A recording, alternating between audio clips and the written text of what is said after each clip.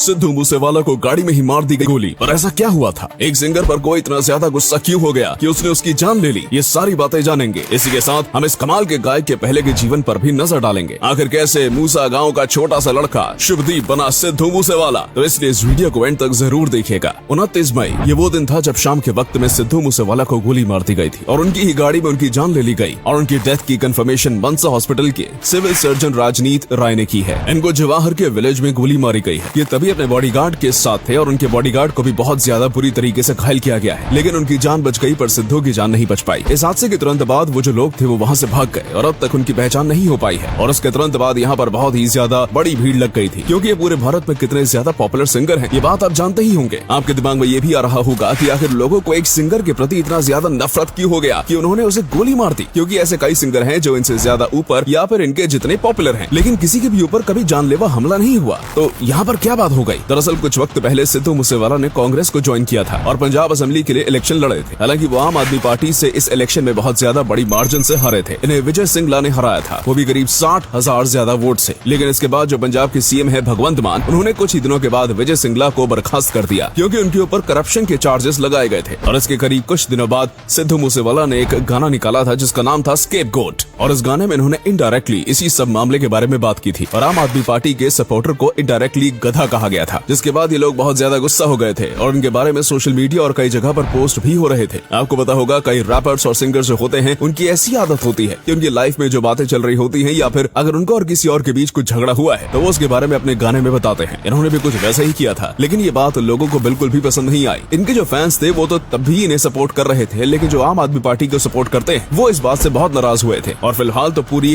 कार्यवाही खत्म नहीं हुई है, लेकिन लोगों का इसी तरफ इशारा करना है कि कहीं न कहीं यही वजह होगी लोगों के अंदर उनके खिलाफ पैदा करने की। और इन्होंने अपने गाने के जरिए जो छोटी सी चिंगारी लगाई थी वो बहुत बड़ी आग बन गई और इनकी ही जान की कीमत ले बैठी। और अब आप देख रहे होंगे कि सोशल मीडिया से लेकर हर जगह पर इनकी बातें चल रही हैं, क्योंकि ये कई लोगों के दिल की धड़कन थे। लोगों को इनके पंजाबी सॉन्ग्स बहुत ज्यादा पसंद आते थे और एक प्रकार से कहा जाए तो इन्होंने ही पंजाबी सॉन्ग्स में रेवोल्यूशन लाया था। तो इस बात में भी कोई गलत बात नहीं होगी कि पंजाबी ओल्ड फोक म्यूजिक और आज के मॉडर्न रैप को एक साथ मिलाकर बेहद ही कमाल का गाना बनाते थे। और इसी के बाद से बाहर के लोग भी पंजाबी सॉन्ग्स को बहुत ज्यादा सुनने लगे, इसलिए इन्हें पंजाबी सॉन्ग्स इंडस्ट्री या फिर कहूँ इंडियन म्यूजिक इंडस्ट्री में बहुत ही बड़ा लेजेंड माना जाता था। लेकिन हमेशा से ऐसा नहीं था। इन्हें यहाँ तक पहुँचने के लिए बहुत ही ज्यादा स्ट्रगल करना पड़ा। इनका जन्म मानसा जिले के मूसा गांव में हुआ था और यही कारण है कि इन्होंने अपने नाम में सिद्धू मूसेवाला रखा, वरना इनका असली नाम शुभदीप सिंह सिद्धू है। इन्हें बचपन से ही म्यूजिक का बहुत ज्यादा शौक हुआ करता था, तभी ये पुराने पंजाबी फोक म्यूजिक सुना करते थे। और इसके बाद इन्होंने मानसा जिले से ही अपनी एजुकेशन को पूरा किया। लेकिन इसके बाद जब इन्हें डिग्री चाहिए थी तो इन्होंने इंजीनियरिंग करने का सोचा और इलेक्ट्रिकल इंजीनियरिंग में डिग्री भी ली। ये अपने कॉलेज दिनों में बब्बू बान के गाने काफी ज्यादा सुना करते थे, इसकी वजह से इन्हें भी सिंगिंग करनी थी। लेकिन ये तभी सॉन्ग्स को लिखते नहीं थे, इसलिए इन्होंने सॉन्ग राइटर से बात की। लेकिन तभी के जो बड़े बड़े सॉन्ग राइटर्स थे उनकी प्राइस इतनी ज्यादा थी कि सिद्धू मूसेवाला अफोर्ड नहीं कर सकते थे। इसके बाद इन्हें एक बहुत ही ज्यादा अच्छा सॉन्ग राइटर मिला था जो कि इनके साथ कम पैसों में भी काम करने के लिए तैयार था। लेकिन उसने इन्हें यहाँ से वहाँ भगाया, कभी यहाँ पर बुलाता तो कभी वहाँ पर, यहाँ तक कि उसने कई बार इन्हें अपने घर पर भी बुलाया है और उसके बाद वहाँ से इन्हें वापस भेज दिया। और इस बात से तंग होकर इन्होंने तय किया कि ये अपने खुद के सॉन्ग्स लिखेंगे और ये भी तय किया कि ये कभी भी किसी और के द्वारा लिखे गए सॉन्ग्स को नहीं गाने वाले हैं। इसके बाद इन्होंने सॉन्ग लिखना शुरू किया और देखा कि ये असलियत में सॉन्ग्स लिखने में बहुत माहिर हैं और इन्होंने अपने अंदर के असली हुनर को पहचाना। इसके बाद निंजा नाम के एक सिंगर हैं जिन्होंने इनके गाने को लाइसेंस किया और वहीं से ही इन्हें पहली बार बड़ा एक्सपोजर मिला था। इसी के साथ पंजाबी चैनल पर एक शो आया करता था जिसमें वो अपकमिंग या फिर छोटे सिंगर्स को गाने का मौका देते हैं। इन्हें भी इसी शो में देखा गया था और उसके बाद दीप चंदू नाम के बहुत ही बड़े पंजाबी सिंगर ने भी इनके द्वारा लिखे गए एक गाने को गाया था। लेकिन फिर ये अपनी आगे की पढ़ाई करने के लिए कनाडा चले गए थे और पहले तो इनका वहीं पर सेटल होने का प्लान था। और वहाँ पर जाने के बाद ये और भी कई आर्टिस्ट से मिले और इनका कॉन्फिडेंस और भी ज्यादा बढ़ा और फिर इन्होंने खुद गाने गाना शुरू कर दिया। और स्टार्टिंग में इन्होंने जो गाने गाए वो काफी अच्छे गाए, लेकिन इन्हें वो सक्सेस नहीं मिली थी जिसके ये हकदार थे। लेकिन वो दिन भी बहुत ज्यादा जल्दी आ गया। इन्होंने सो हाई नाम का एक गाना गाया था जिसने इनके सारे रिकॉर्ड्स तोड़ दिए। इसी के बाद इनके जो नए गाने आने लगे सब के सब वायरल होने लगे और ये एक इंटरनेट सेंसेशन बन गए। इन्होंने पंजाबी म्यूजिक इंडस्ट्री को ना बस पंजाब बल्कि पूरी इंडिया में फेमस किया और कई जगह पर तो इंडिया के बाहर भी ये फेमस थे। और इसके बाद इन्होंने कभी भी पीछे मुड़कर नहीं देखा। हालांकि हाल ही में जो हादसा हुआ है वो बहुत ज्यादा दुखद है। भले ये बहुत ज्यादा फेमस थे, लेकिन अभी ये और आगे बढ़ते जा रहे थे और ये चमकते सितारे थे जिनके हर एक नए गाने उनके ऊंचाइयों की ओर बढ़ा रहे थे। लेकिन उनकी ये गलती कहें या फिर उनकी किस्मत कहें कि इनकी छोटी उम्र में इन्होंने हमें अलविदा कह दिया। और अभी हम बस एक ही उम्मीद कर सकते हैं कि ये जहाँ पर भी हो वहाँ खुश हो।